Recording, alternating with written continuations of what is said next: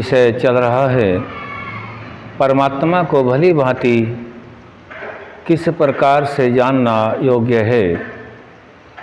इस विषय में महर्षि दयानंद सरस्वती जी द्वारा ऋषियों के ज्ञान के अनुसार साक्षात्कार किए हुए जो मंत्रों के अर्थ हम सभी को बताए गए हैं, जो ईश्वर की वाणी वेद है, उसी के अनुसार ऋषि ब्रह्मा से लेकर जैमिनी मुनि पर्यंत जो ऋषियों के मतानुसार हमें संध्या का प्रकरण दिया गया है, सभी मानव मात्र के कल्याण के लिए।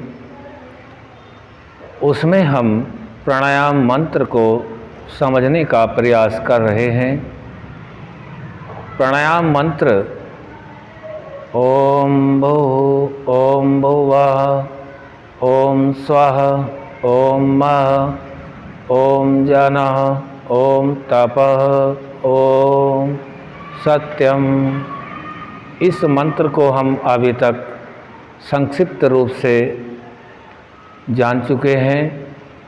अब हमें यह जानना है, प्राणायाम करते समय इस मंत्र का उच्चारण किया जाता है, इसका विशेष लाभ क्या है।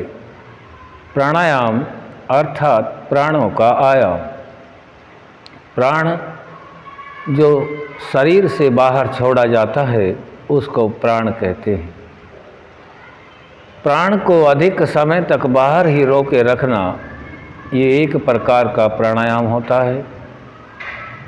और शरीर के अंदर जितनी भी क्रियाएं हैं सभी प्राणों के माध्यम से हो रही हैं।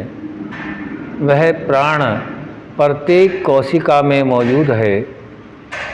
और जब प्राण को अधिक बाहर रोका जाता है तो प्रत्येक कोशिका अपनी आवश्यकता के अनुसार उसकी ओर आकर्षित होती है, बेचैन होती है। और जब धीरे धीरे प्राण को अपान रूप में अंदर लिया जाता है तब उस कोशिका की तृप्ति होती है। इस क्रिया को करते समय यह मंत्र बोला जाता है। आत्मा भी प्राणों के आधार से शरीर में विद्यमान होता है। और प्रत्येक कोशिका जो प्राणों से संचालित है, प्राणों की आवश्यकता है, ऑक्सीजन की आवश्यकता है, वह नहीं मिल पा रही है, उसकी प्राप्ति में वह क्रियाशील होने लगती है। प्रत्येक कोशिका में स्पंदन होता है। कुछ कोशिकाएं ऐसी होती हैं जो निष्क्रिय शरीर में हो जाती हैं, उनमें भी क्रिया होने लगती है। पहला लाभ तो इससे शारीरिक लाभ होता है कि प्रत्येक कोशिका अपने कार्य रूप में आ जाती है, वह शिथिल अवस्था में नहीं रहती है, क्योंकि प्राण के न होने से बेचैनी बढ़ने से उनमें क्रिया होने लगती है। दूसरा यह है कि जब हम प्राणायाम करते हैं तब इस मंत्र को बोला जाता है और मंत्र के अर्थ को जानकर मंत्र के अर्थ की प्रति भावना को उत्पन्न किया जाता है। इस मंत्र के जो अर्थ हैं उन अर्थों के प्रति यदि भावना हम बना लेते हैं तो हमें तात्विक लाभ होता है। क्योंकि दो प्रकार के लाभ हमें मिलते हैं, दो प्रकार के हम कार्य करते हैं। या तो हम मिथ्या ज्ञान प्राप्त करते हैं या तत्व ज्ञान प्राप्त करते हैं। दोनों ज्ञानों की हमें आवश्यकता होती है। जितने भी दुख हैं सभी प्रकार के दुखों का कारण मिथ्या ज्ञान होता है। और जो सुख है सुखों का कारण तत्व ज्ञान होता है। तो यहाँ प्राणायाम के साथ साथ तत्व ज्ञान भी होता रहता है, सुख का कारण बनता है। मिथ्या ज्ञान अविद्या कई प्रकार से इसको कहा जा सकता है। तत्व ज्ञान की तरफ को बढ़ने के लिए तत्वता उनको जानकर ज्ञानपूर्वक उन पर क्रिया करनी होती है। इनमें प्राणायाम की एक बहुत ही महत्वपूर्ण क्रिया है। प्राणायाम करने से शरीर के अंदर जो ऑक्सीजन की मात्रा है वह बढ़ने लगती है। क्योंकि हमारे जो फेफड़े होते हैं, लंग्स जिनको कहा जाता है, इनमें भी जो फैलाव है इनका वो बढ़ जाता है और हवा की मात्रा इनमें अधिक आती है।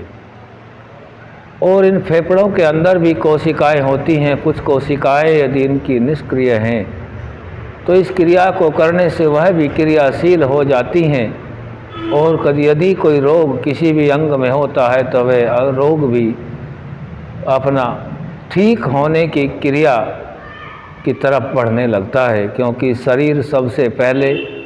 शरीर के प्रति सबसे पहले डॉक्टर हम स्वयं होते हैं। यदि इसको सही रीति नीति से किया जाए तो बहुत कुछ सुधार शरीर में किया जा सकता है।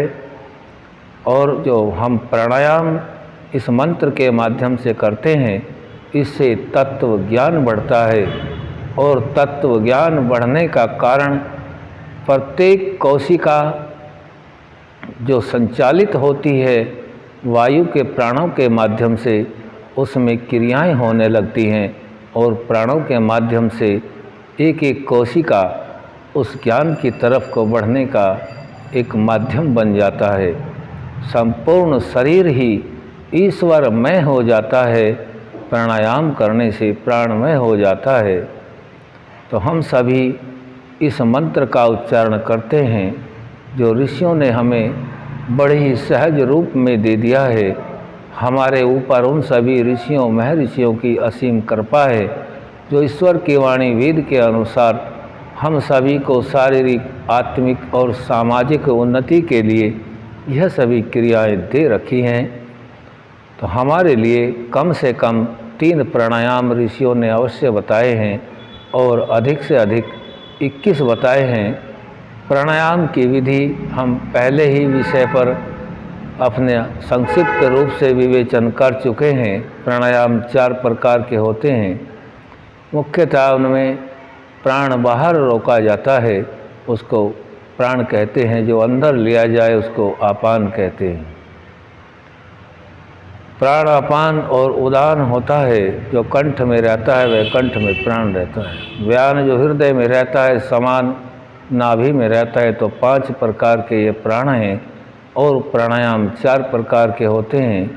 पहला है श्वास को अधिक समय तक बाहर ही रोके रखना और धीरे धीरे अंदर लेना, यह एक प्रकार का प्राणायाम हुआ।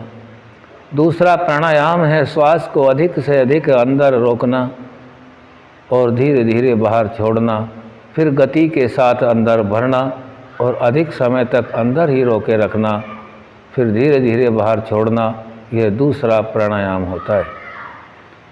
तीसरा प्राणायाम है कि प्राण यदि जहाँ है उसको जहाँ का तहाँ रोक दिया जाए।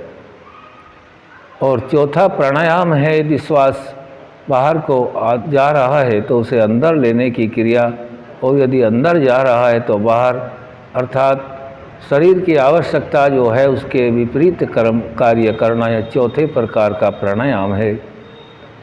इस प्रकार से हम इन चारों प्राणायामों को कर सकते हैं।